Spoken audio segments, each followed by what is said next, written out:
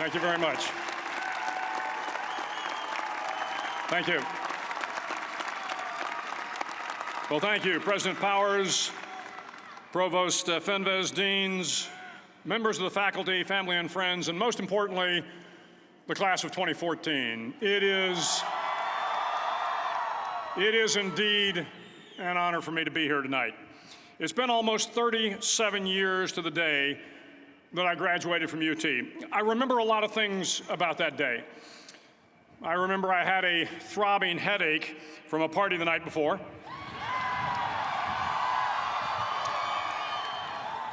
I remember I had a serious girlfriend, who I later married. That's important to remember, by the way.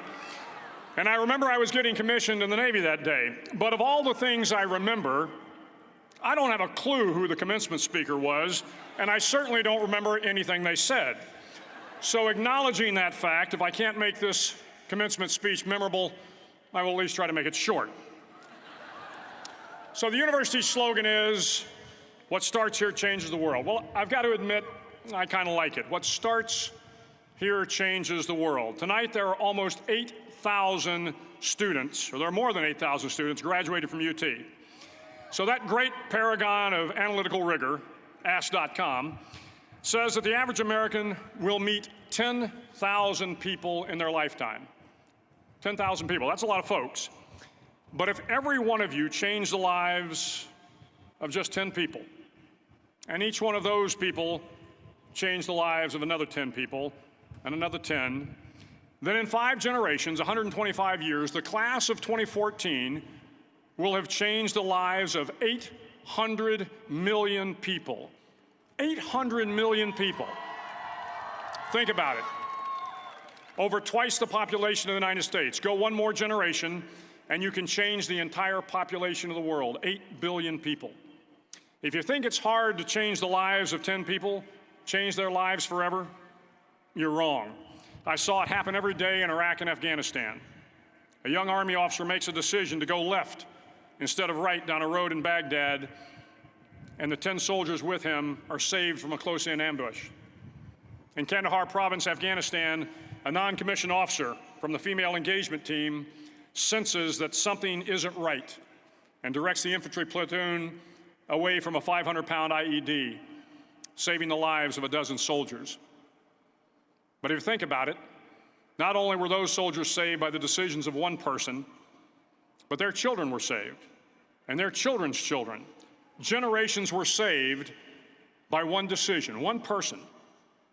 But changing the world can happen anywhere, and anyone can do it.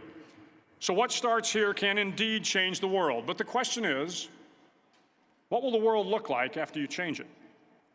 Well, I'm confident that it will look much, much better. But if you'll humor this old sailor for just a moment, I have a few suggestions that may help you on your way to a better world.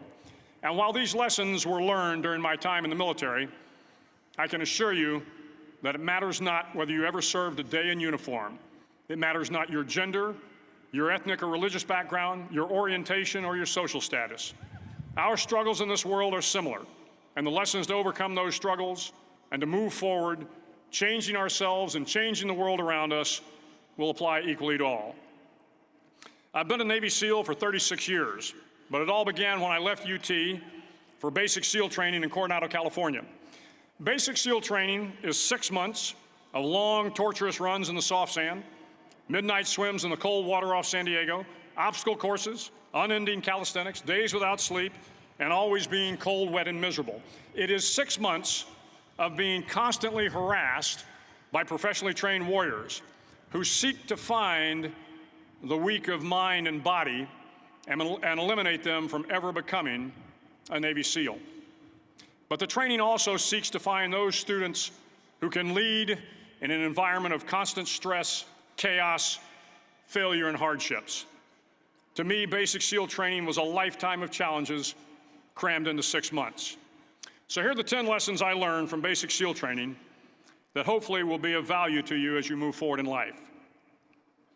Every morning in SEAL training, my instructors, who at the time were all Vietnam veterans, would show up in my barracks room, and the first thing they'd do was inspect my bed. If you did it right, the corners would be square, the covers would be pulled tight, the pillow centered just under the headboard, and the extra blanket folded neatly at the foot of the rack. It was a simple task, mundane at best, but every morning we were required to make our bed to perfection. It seemed a little ridiculous at the time, particularly in light of the fact that we were aspiring to be real warriors, tough, battle-hardened SEALs. But the wisdom of this simple act has been proven to me many times over. If you make your bed every morning, you will have accomplished the first task of the day. It will give you a small sense of pride, and it will encourage you to do another task, and another, and another.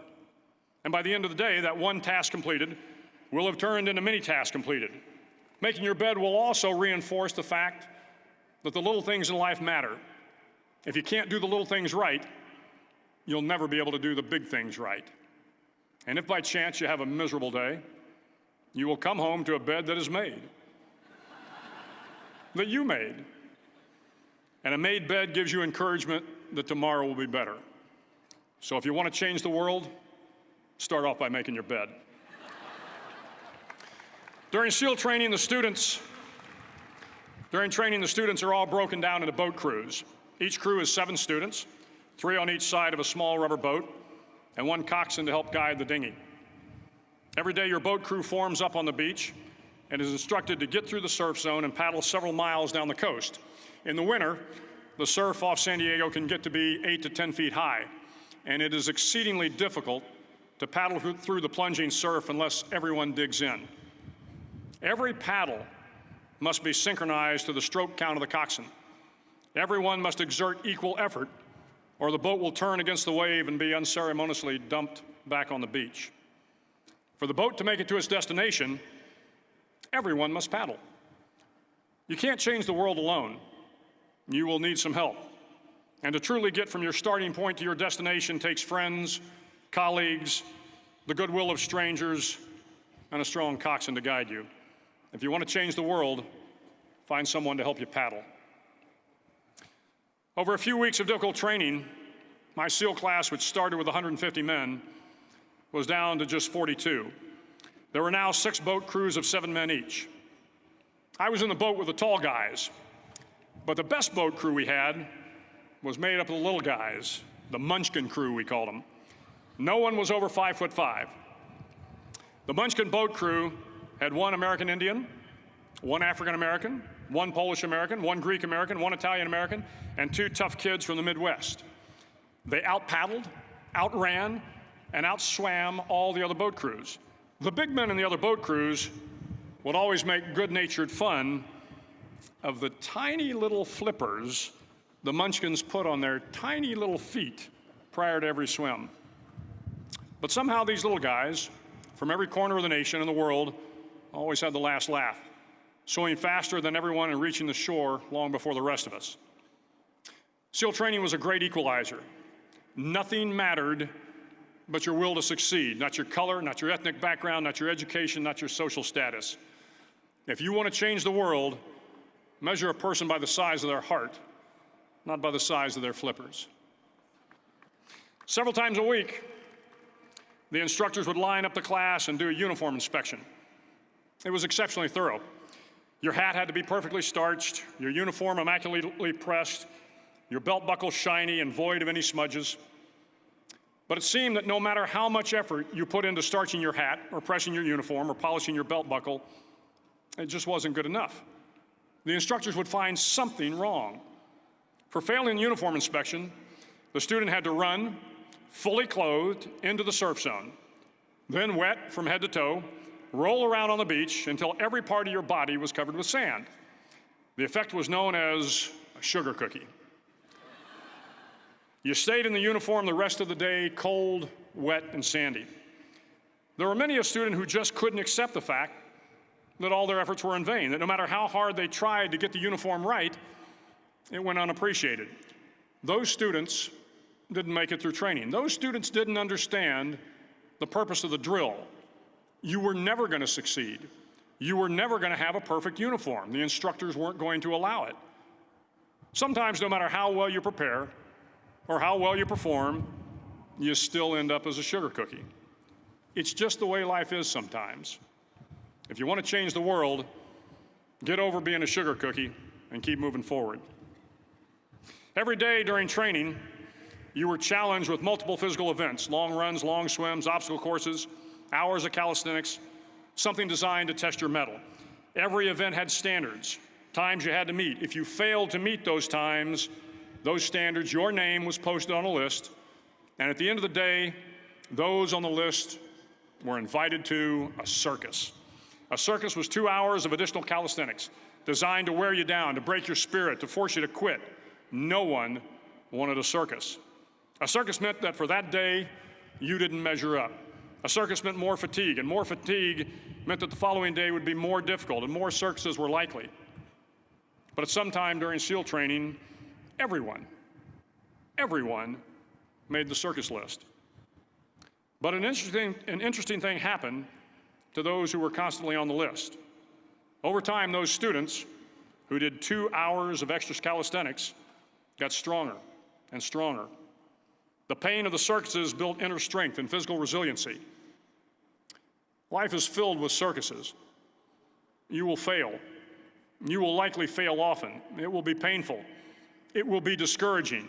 At times, it will test you to your very core. But if you want to change the world, don't be afraid of the circuses.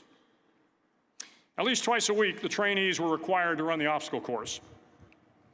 The obstacle course contained 25 obstacles, including a 10-foot wall, a 30-foot cargo net, a barbed wire crawl, to name a few. But the most challenging obstacle was the slide for life. It had a 3-level, 30-foot tower at one end and a 1-level tower at the other. In between was a 200-foot-long rope.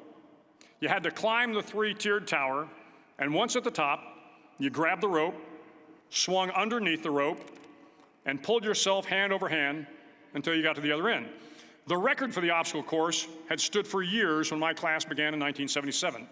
The record seemed unbeatable until one day a student decided to go down the slide for life head first.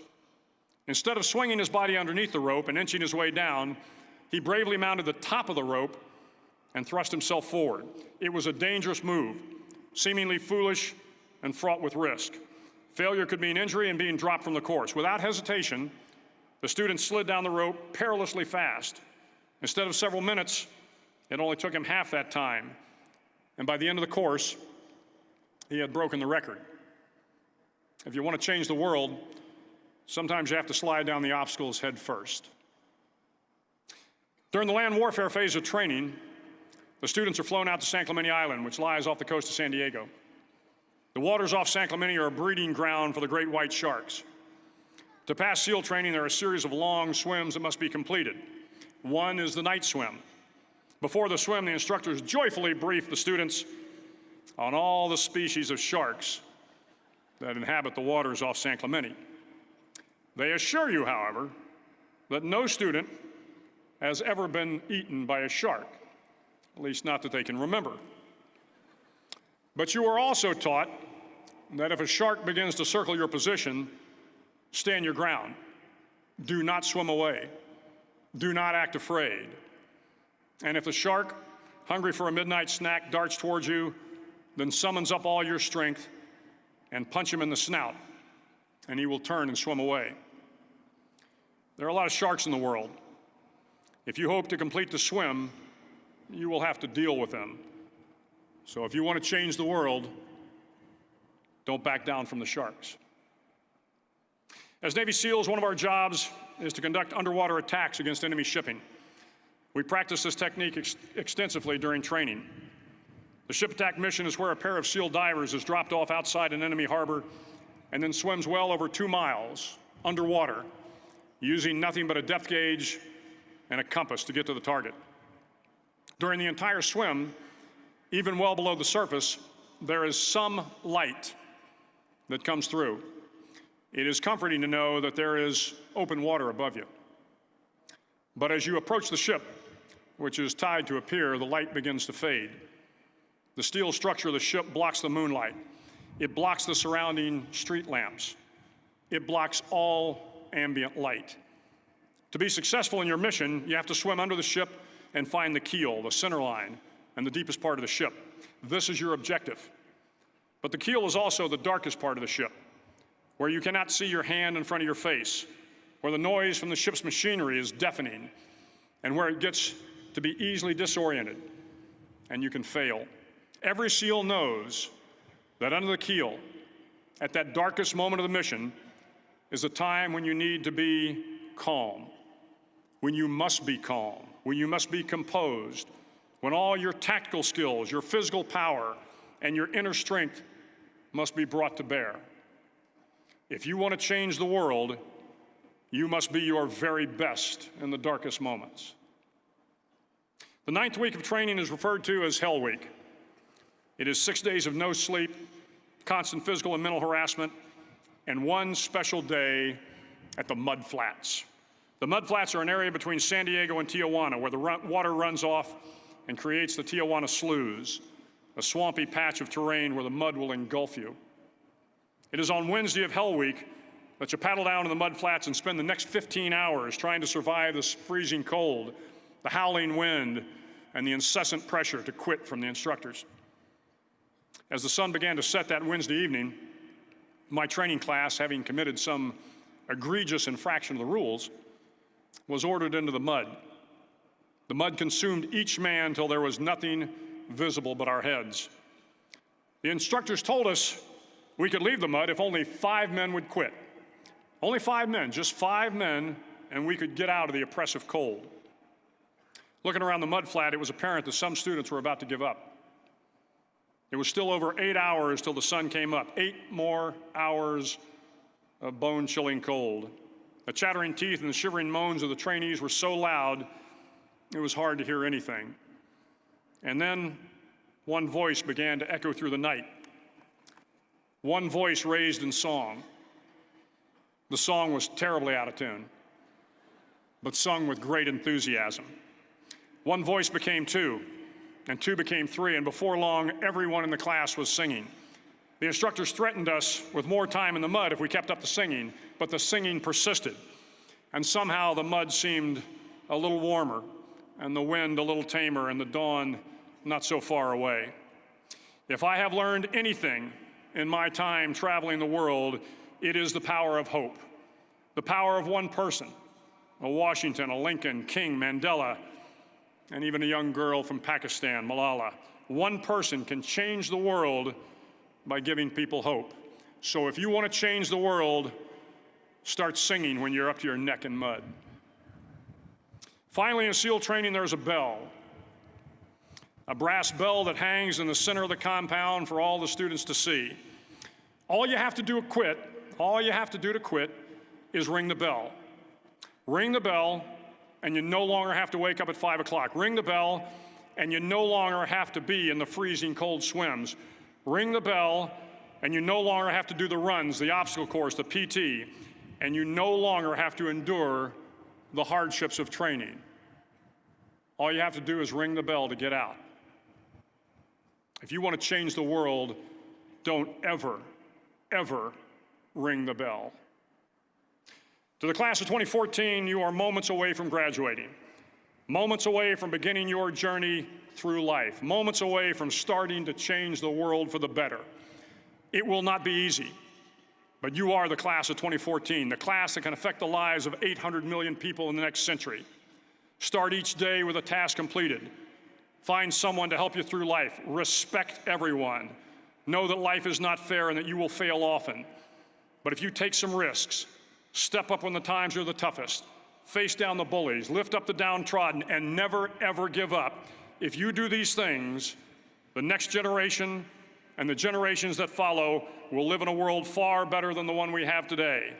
And what started here will indeed have changed the world for the better. Thank you very much. Hook 'em horns.